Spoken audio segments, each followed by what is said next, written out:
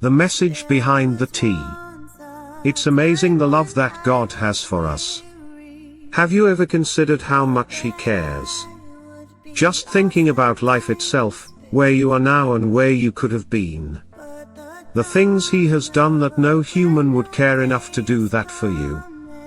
I have thought about it quite a few times.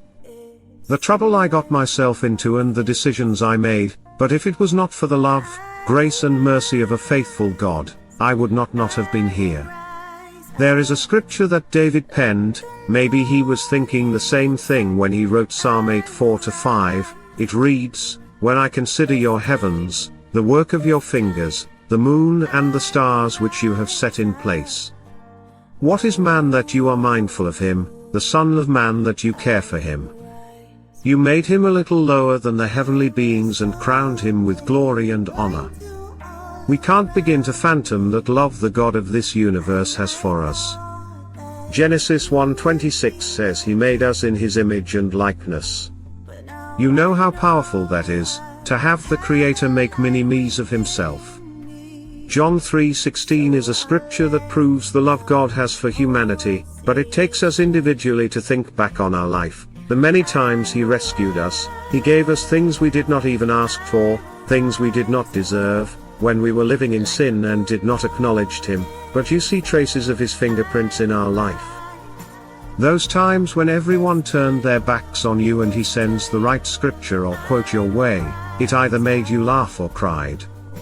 There are times when God would move heaven and earth to protect us, but we take it for granted because He never announced it with a trumpet.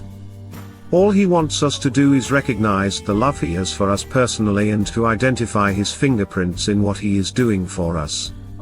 And when we have recognized those fingerprints, we would accept His love and be grateful for each morning we rise. I once heard a preacher said, when it seems as though God is silent in our situation, He wants us to go back to those things He already gave us, the scripture, the sermons, that song, that quote. This is why it is very important that we remember God's goodness. Whether we are saved or not, Christian or not, His love keeps us. Many think of God as a creator who did His job by creating us and left us to fend for ourselves.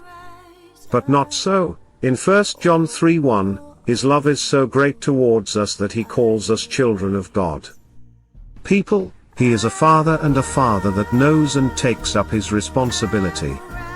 When you are about to make the biggest mistake in your life, He reaches out and He rescues you. When you are lonely, He is with you because He promised, "I will never leave you nor forsake you."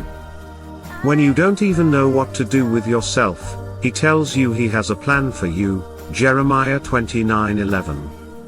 When you think no one loves and cares for you, He sent His only Son to die in your place, although you did not come to Him yet. Who can count the number of hairs on your head? Who knows your thoughts before you even think them? Who is willing to fight for you when you can't? Only God, and only God will.